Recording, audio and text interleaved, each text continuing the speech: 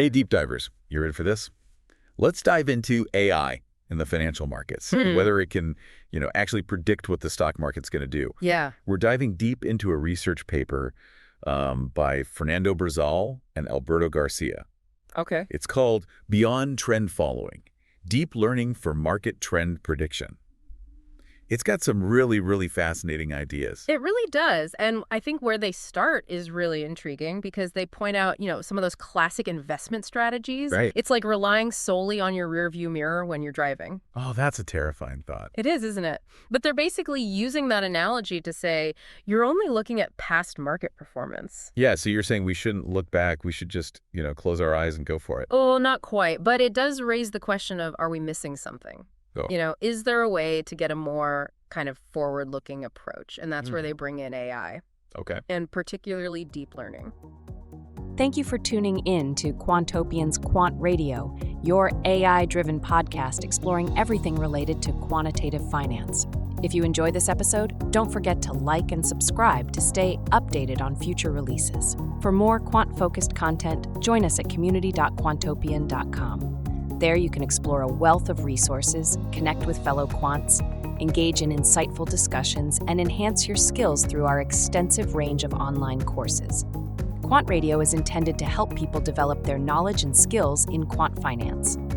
This podcast is not intended to provide investment advice. And now, back to the episode. So they're saying AI could actually help us kind of get ahead of the curve, potentially. That's the suggestion, yeah. And they highlight a firm, ACCI, that's actually using these techniques to develop what they call risk indicators. Risk indicators. So like a warning system for my portfolio. Exactly. You got it. They're like signals that say, hey, watch out. A market downturn might be on the horizon. So instead of reacting after a dip, you might have a heads up. So it's like a heads up, instead of just getting blindsided. Exactly. And they use the 2020 pandemic crash as an example. Remember that? Oh, yeah. Who could forget that? Well, that's where they say, some of those traditional models, like linear models, they fall a little bit short. Oh, okay. They're kind of like drawing a straight line on a graph. Okay. When the market takes these sudden, sharp turns, they're not quite as adaptable. So they don't handle those crashes too well. Not as well as you'd like them to. Okay, so is that where deep learning swoops in to, save the day? You could say that, yeah. Deep learning's really good at spotting those subtle patterns in tons of data that those other methods might miss. It's kind of like that super sleuth that can put together, seemingly unrelated clues. Okay, so I'm picturing Sherlock Holmes looking at stock charts now. Yeah. But when we say data, what are we actually talking about? Is it just stock prices, or is it more than that? It's way more than that. We're talking stock prices, bond yields, currency movements, even things like consumer sentiment. Wait, consumer sentiment? Yeah. Like how people are feeling about the economy. That's wild. It might seem strange, but yeah, those factors can actually influence those market trends. Oh, and yeah. that's the beauty of deep learning, right? It can connect those seemingly random dots. Yeah, so we're not just throwing darts at a board here. Exactly. This is real in-depth analysis. But how do we know that we're building a market predicting machine and not some kind of Frankenstein's monster of data? That's the million-dollar question, right? And it's not as simple as just feeding the data into a system and pressing a button. There's a real art to this. Okay. Choosing the right data, preparing it correctly, and then carefully training these models. It's almost like trying to perfect a complex recipe where you need the right ingredients in the right proportions to get it just right. So it's not a one-size-fits-all, just plug it in and it works. No, not at all. And that's what they call hyperparameter optimization. I mean, each one of these parameters is like a knob on a soundboard. And if you adjust those knobs even slightly, it can drastically change the outcome. Wow. So it's about finding that sweet spot. It's about finding that perfect configuration that unlocks the model's true potential. That configuration conundrum, I like it. Okay, so we've got our recipe, we've got our knobs perfectly set.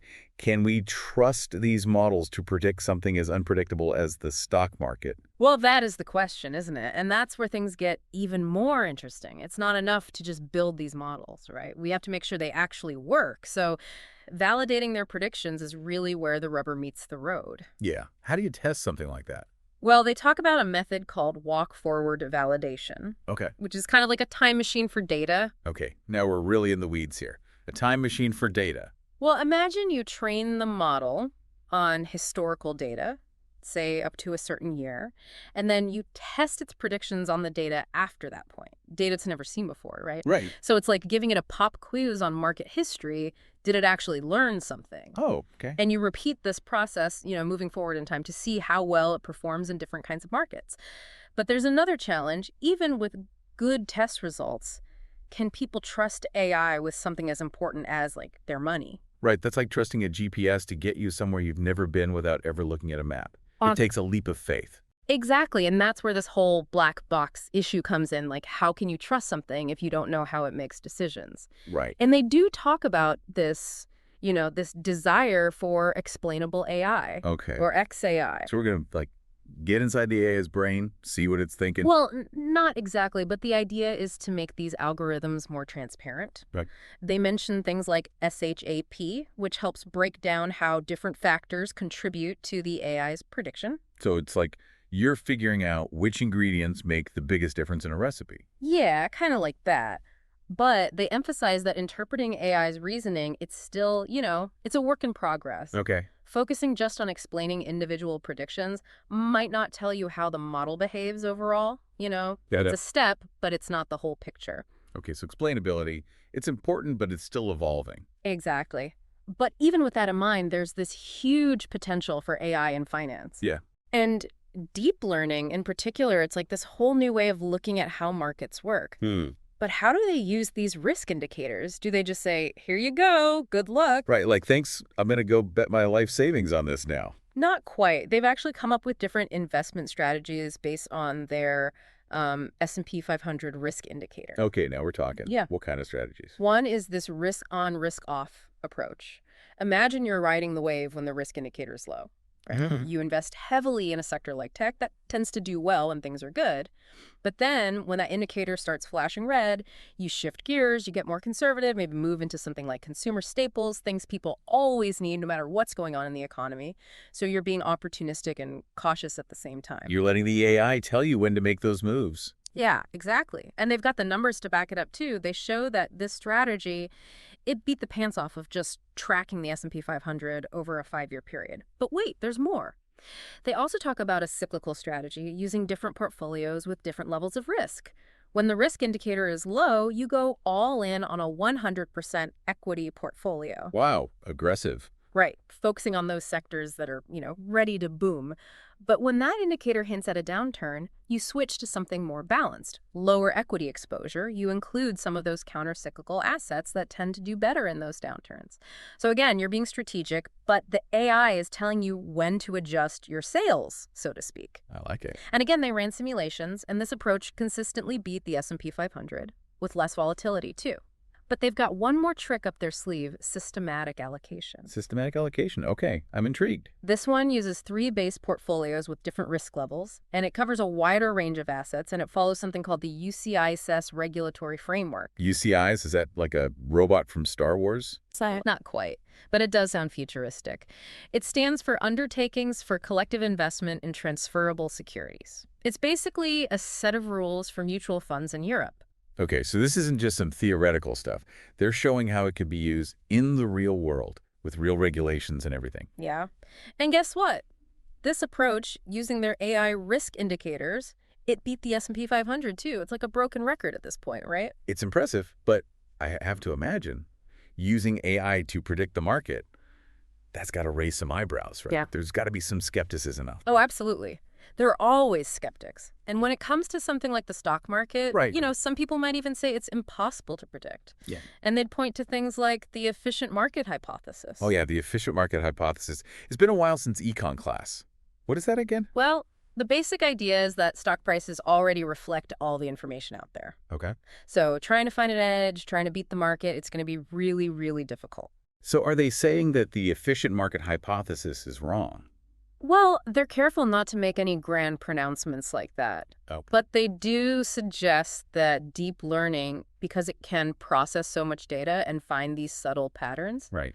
it might be able to uncover things that traditional methods miss. Okay, so there might be like little cracks in that efficient market. Maybe. those hidden edges, those whispers of opportunity. I like it. They even point out that something like a simple autoregressive model, Yeah? which is a common tool, you can actually improve it significantly by choosing the right inputs. So it's not just about how much data you have, it's what you do with it. It's about choosing the right data, absolutely. Yeah. And they talk about feature engineering, which is basically getting the data ready for the model. So it's like data prep. Exactly. Think of it like prepping ingredients before you cook. So we're chopping up the data or seasoning it. In a way, yeah. You're trying to filter out the noise, the irrelevant stuff that might throw the model off. Okay, finding the signal in the noise. I like that. Exactly.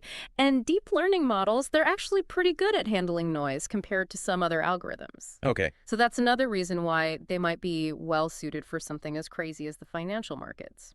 So they're built for this, like, wild, unpredictable environment. They can handle the volatility, let's put it that way. Yeah. But even with all this, the big question remains. Right, the million-dollar question. Can we really say that AI can predict the market perfectly? And honestly, if anyone tells you they have a crystal ball for that, I'd be very skeptical. Yeah, I think that's good advice in general. But even though predicting the future with, like, 100% accuracy might be impossible, Right. AI and deep learning, they give us these incredible tools, and they can help us navigate the markets in a smarter way. So it's not about replacing our judgment, it's about, like, informing it. Exactly. It's about using these tools responsibly, understanding their limitations, and always being a little bit skeptical. That's great advice. So deep divers, as we wrap up this deep dive into AI and market prediction, I hope you're feeling a little bit more informed, maybe even a little bit inspired. Remember, the journey of exploration never really ends. Keep asking those tough questions, keep learning, and until next time, happy diving.